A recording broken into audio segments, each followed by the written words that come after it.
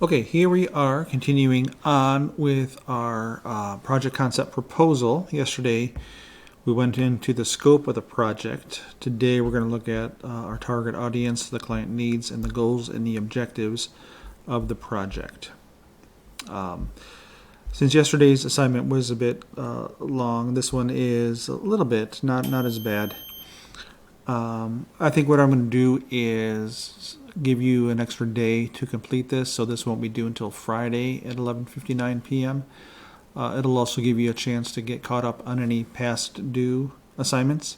That way you have extra time to get things completed and submitted, so you're not having to work on this during spring break.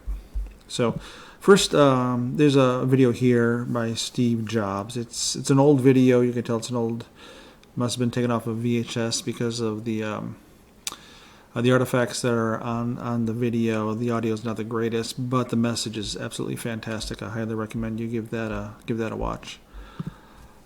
So first, we're going to talk about finding your target audience. And the first thing you do when you're determining your target audience is you're going to sharpen your focus.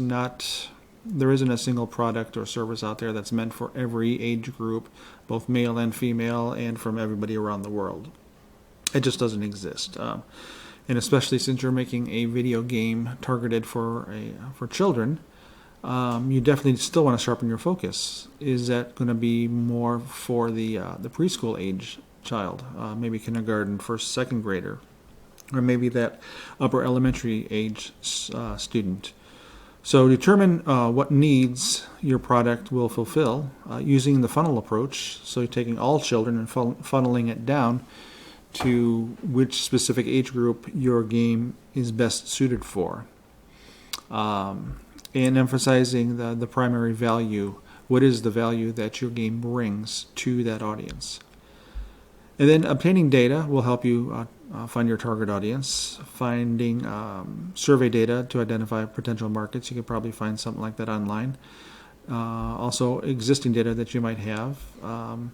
But also, and this is probably one that you can definitely do, is looking to your own network, your own family and friends, asking them, especially if you know people who have younger children, maybe you do in your family, you have a younger sibling, what type of game would be best for them. And then understanding your client needs. And yeah, I know you don't really have a client. You're not really a software company that creates games for children. But for this project, we're going to assume or pretend that you do have a client. So clients come to the table with past issues. They're coming to you to develop this game for a couple of reasons. One may be because they couldn't find something in the past, or a previous software development company just didn't meet their expectations. So what potential past problems could your client have, which then creates their future expectations? So because of issues they've had in the past, what are their current expectations for this project that you're going to be developing for them? Understanding what their goals are, what goals need to be met by them, and how these goals could be turned into expectations. And finally, knowing the business and the industry. You already have created several video games in this class, so you have a good understanding of what that looks like. And since most of you probably play video games a lot, I think you have a good understanding of the overall industry of video games. So you can draw from that knowledge as well. Finally, goals and objectives. The goal, as stated here, a broad statement that defines what you plan to do in the project, gives an idea to the reader of what the problem or the need your organization intends to address. So what is the need that you're addressing here? What is the goal of your project? And then when creating goals, be specific, don't be vague.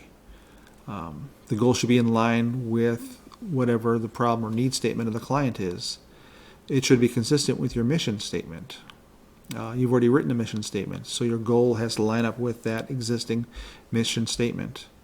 You want to use simple language, and you want to make sure that you're only addressing one goal in your proposal. The proposal will come later as we continue on with these different steps of creating this concept proposal.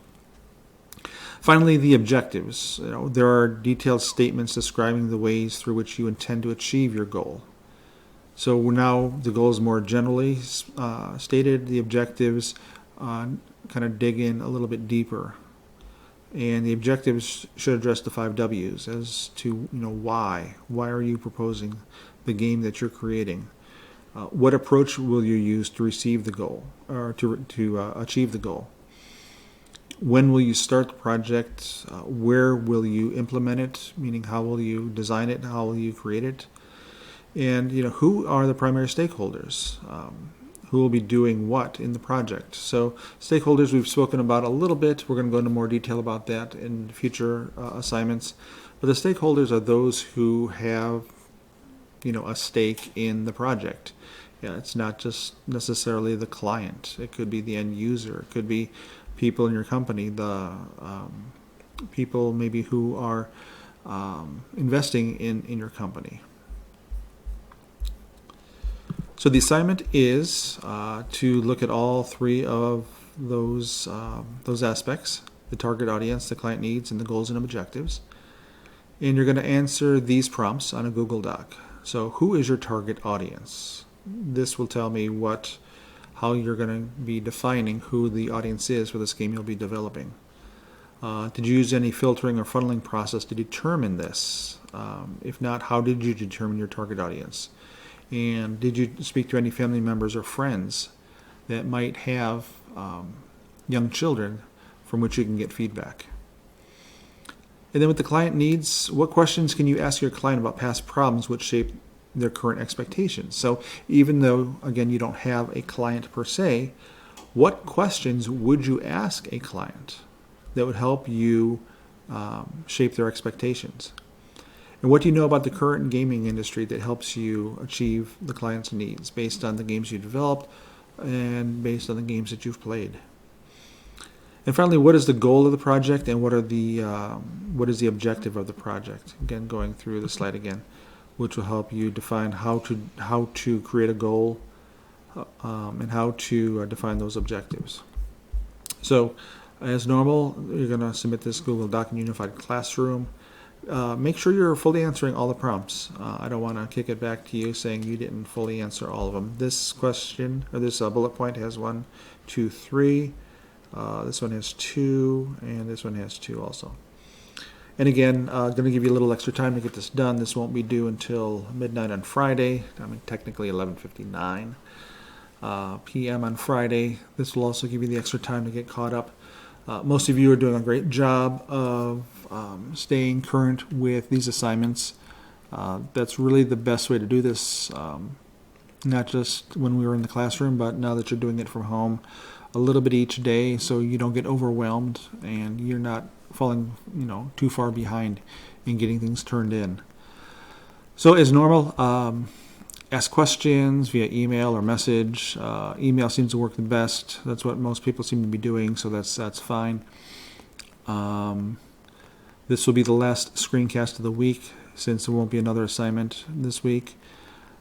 So if I don't talk to you, have a wonderful spring break. Stay safe, stay healthy, take your vitamin C, and I'll be talking to you soon.